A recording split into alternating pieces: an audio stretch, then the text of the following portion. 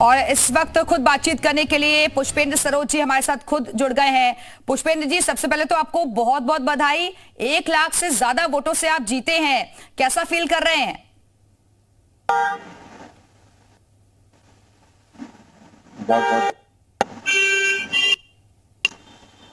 देखिए, मैं सबसे पहले सामान्य जनता का बहुत धन्यवाद देना चाहूँगा, क्योंकि उन्होंने रिकॉर्ड जो बनाया है कौशाम्बी में आज, सबसे भारी मतों से कौशाम्बी के इतिहास में सबसे नौजवान संसद भवन भेजने का जो काम किया है, ये पूरा श्रेय समर्थक, पूरे इंडिया गठबंधन के साथी सब बहुत खुश हैं इससे। पुष्पेंद्र जी, क्योंकि नौजवान को सांसद चुना है कौशाम्बी की जनता ने, तो जाहिर तौर पर आप नौजवान आपकी प्राथमिकता में होंगे। किस तरीके से आगे आपकी प्राथमिकता रहने वाली है? क्या क्या काम आप सबसे पहले जनता के बीच जाकर करने वाले हैं?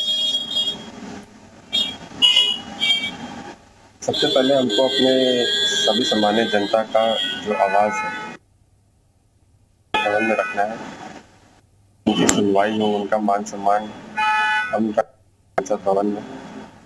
बात हमारी कौशाम्बी लोकसभा जनता की, ऐसे कई मुद्दे हैं, चुनाव लड़ा, जमीनी मुद्दे हैं, बिजली पानी सड़क से लेकर के रोजगार और महंगाई की। अभी सरकार हमारी शायद नहीं बन पाएगी, लेकिन हम सरकार का लाभ अपने लोगों तक पहुंचाने में बिल्कुल योगदान करेंगे, बिल्कुल उसकी आवाज उठाएंगे और अपने कौशाम्बी लोकसभा के लोगों की, कौशाम्बी लोकसभा की आवाज संसद कर्तव्य है। जी पुष्पेंद्र जी, क्योंकि आपने राजा भैया से भी मुलाकात की है और वो तस्वीरें भी हम लगातार दर्शकों को दिखा रहे हैं, ये मुलाकात कैसी रही? किन चीजों को लेकर आपकी बातचीत हुई है? क्या साथ मिलता हुआ दिखाई दिया है उनका?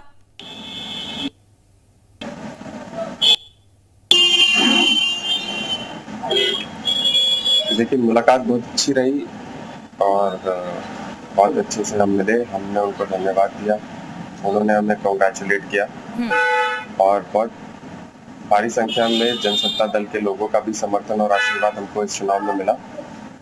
तो ये हमारा कर्तव्य बनता था, नैतिक जिम्मेदारी बनती थी कि हम धन्यवाद दें उन्हें।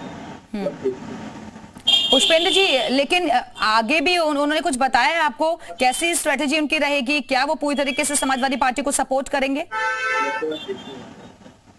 क्योंकि खुलकर उन्होंने नहीं बोला इस चुनाव में। हमारी आपस में हमारी बातचीत हुई थी, एक दूसरे का हालचाल लिया था।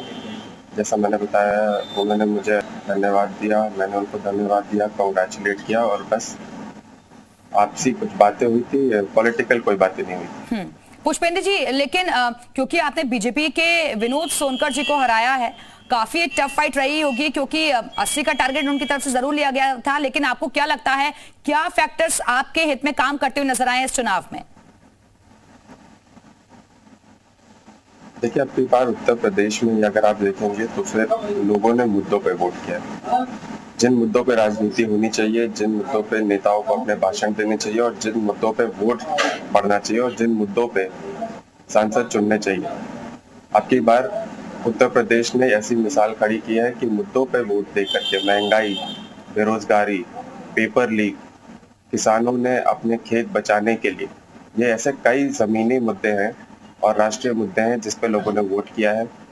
स्वाभाविक है कि हमारी कौशाम्बी लोकसभा की जनता ने भी इन्हीं मुद्दों को मद्देनजर रखते हुए अपना वोट बदलाव की ओर किया था और बदलाव की ओर नतीजा है। पुष्पेंद्र जी, क्योंकि आपकी पार्टी के जो अध्यक्ष जी हैं और जो और पार्टी के नेता हैं, वो भी बार बार अग्निवीर योजना का जिक्र भी कर रहे हैं और अब बहुत सारे सांसद आपकी पार्टी से उभर कर सामने आए हैं, तो क्या लोकसभा के भीतर भी जो नौजवानों के मुद्दे हैं उन्हें डटकर रखा जाएगा, गंभीरता के साथ उठाया जाएगा उन मुद्दों को? देखिए, बहुत गंभीरता के साथ उठाया जाएगा। हमारे जैसे कई ऐसे नौजवान सांसद हैं जो पहली बार चुने गए हैं।